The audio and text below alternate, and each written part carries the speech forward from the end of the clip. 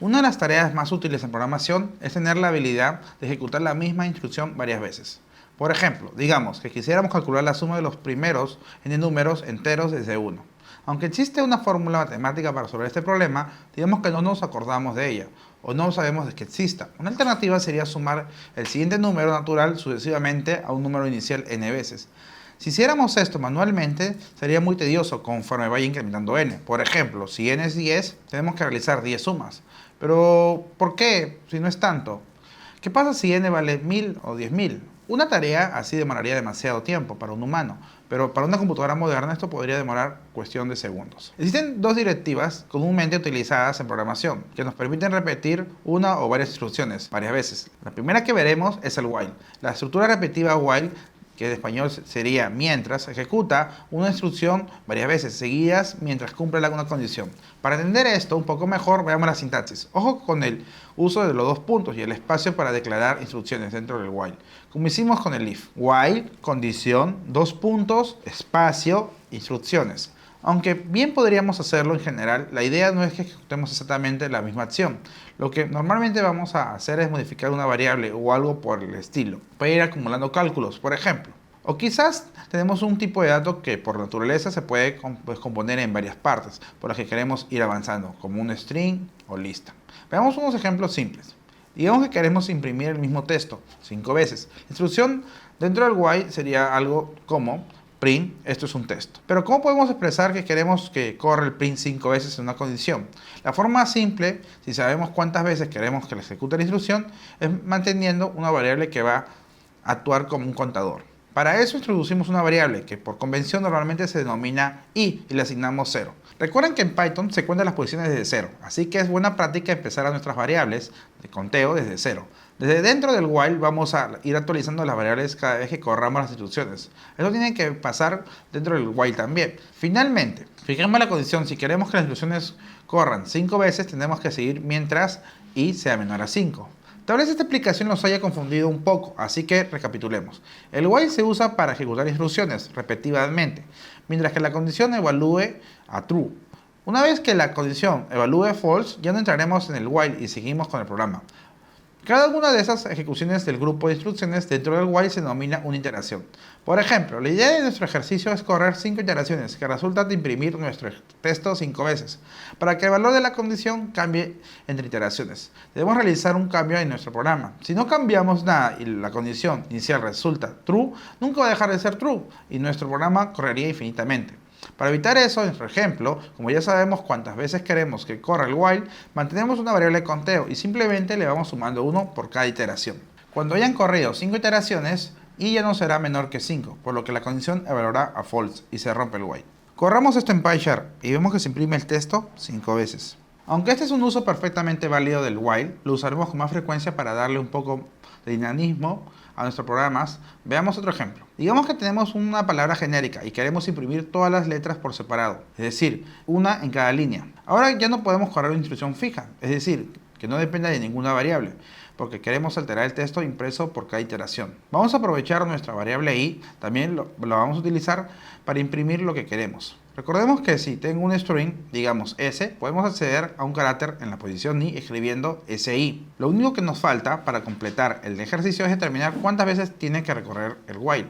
El problema es que no lo sabemos de antemano. Una palabra puede tener una diversa cantidad de letras. Para ello vamos a hacer uso de una función que determina la longitud de un string y se llama len. Es bastante simple de usar. Si escribimos len s, este resulta la cantidad de caracteres que tiene s.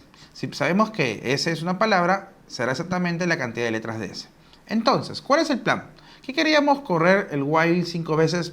Verificamos que i fuera menor que 5. Si sabemos que queremos correr el while len s veces, entonces solo tenemos que verificar que i sea menor que len s. Pongámonos todo esto en código. Recibimos una palabra como input. S igual a input, abrimos paréntesis, ingrese una palabra dos puntos. Definimos nuestra variable i igual a 0, iniciamos el while. While i menor a len s, dos puntos, imprimimos el carácter i, print si, actualizamos i es igual a i más 1. Y eso sería todo. Probemos ingresando unas cuantas palabras. Si ingreso hola, ven que se imprime una letra por línea. Si ingreso una palabra con distinta longitud, como universidad, vemos el mismo resultado. Dentro de un while se pueden usar todo tipo de condiciones. Mientras vayan aprendiendo más sobre programación, irán aprendiendo más casos del uso del while. Por ahora vamos a pasar a otra estructura repetitiva muy usada en programación, el for. Como el while, el for se utiliza para ejecutar instrucciones varias veces, pero la sintaxis es un poco distinta. Por lo que en la práctica, en ciertas situaciones usaremos while y en otras for. El for define una variable de iteración como parte de su declaración. Por ejemplo, for i in range de 1, n. Dos puntitos. ¿Qué significa esto? Se define la variable i, que se puede utilizar dentro del for. En cada iteración i se va a actualizar su valor automáticamente, dependiendo de la forma en la que vayamos declarado. Ejemplo, hemos utilizado la función range, que hace que tome el valor entre 1 y n. La función range tiene una forma un poco más general. Normalmente vamos de abajo hacia arriba, pero podemos ir de arriba hacia abajo. De esta manera, range 50, 1, menos 1. En este caso el valor inicial es 50 y en cada paso se va reduciendo la variable por 1. Por cierto, algo muy importante es que la variable nunca toma el último valor del range. Por ejemplo, en nuestra declaración inicial de for in range de 1 a n y toma los valores 1, 2, 3, 4, etc. hasta n-1. No toma el valor de n. Lo análogo ocurre si vamos en decremento. En vez de incrementar o reducir en 1, podríamos hacerlo en distintos pasos, pero comúnmente ir de 1 en 1 es suficiente. Volvemos a nuestro problema inicial para ver el for en acción. Queremos sumar los números naturales desde 1 hasta n. Primero recibimos a n como entero. N igual a in de un input ingrese un número entero. Luego declaramos una variable suma para ir acumulando nuestros resultados. Suma igual a 0. Seguimos con el for. Noten que en diferencia del while, aquí no tenemos que declarar nuestra variable antes del for. Tampoco tenemos que actualizar la variable manualmente. Como la variable no toma el último valor y nuestra suma incluye el número n, vamos a ir hasta n+1. Empecemos. For i in range i, n+1, dos puntos. Suma es igual a suma más i. Podemos imprimir la suma para verificar. Print, la suma es, suma.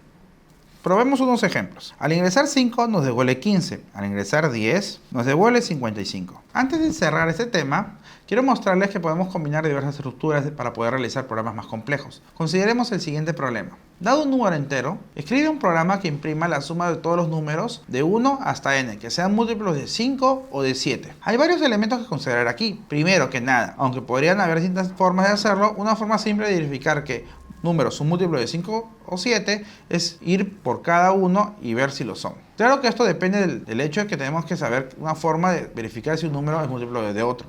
Si hay una forma bastante simple, además, tenemos que sumar todos los números que cumplen esta condición. Lo que significa que probablemente tengamos un condicional en alguna parte, pero la pregunta es ¿dónde? El problema es relativamente simple una vez que rompemos el problema en partes más pequeñas, pero tiene algunos elementos que no hemos visto anteriormente, así que vale la pena realizarlos juntos. Como siempre, primero pediremos el input al usuario. N igual a input, que es un número entero, dos puntitos. También iniciamos nuestra variable para acumular la suma. Suma es igual a 0. Ahora entramos al for.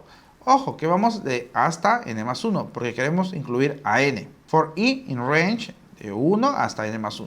Ahora es donde tenemos que pensar un poco más. Solo queremos agregar valores a nuestra suma. Si cumple la condición de que sean múltiplos de 5 o de 7. ¿Se acuerdan que la operación del módulo? Esta operación calcula el residuo de dividir un número entre otro. Digamos que dividimos a entre b. ¿Qué pasa si el residuo es 0?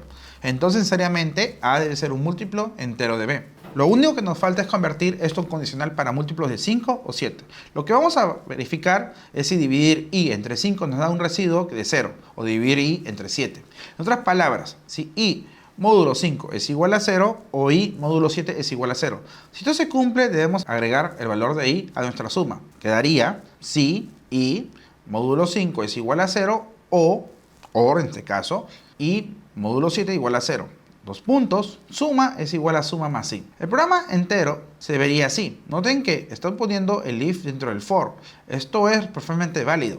Si no comprendieron esto del todo, les recomiendo dar una nueva repasada a esta discusión. Probemos esto rápidamente para ver qué funciona, aunque quizás sea un poco más difícil verificar, ya que no hay una fórmula para esto. Si ingresamos 5, nos devuelve 5, que está bien, es perfecto. Si ingresamos 15, por ejemplo, nos devuelve 51, que sería la suma de 5 más 7, más 10, más 14 y 15. Podemos realizar programas bastante complejos combinando distintas estructuras dentro de otras. Incluso podemos poner estructuras repetitivas dentro de estructuras repetitivas, cuantas veces queramos. Aunque no vamos a ver ejemplos de ejercicios de esto durante los que nos queda del curso, es algo que aprenderán en los estudios de programación. Claro que para entonces tendrán más tiempo para digerir todo. Así que si este tema los ha confundido un poco, no se preocupen mucho. Es algo que tendrán tiempo para aprender con mucho más detalle en el futuro.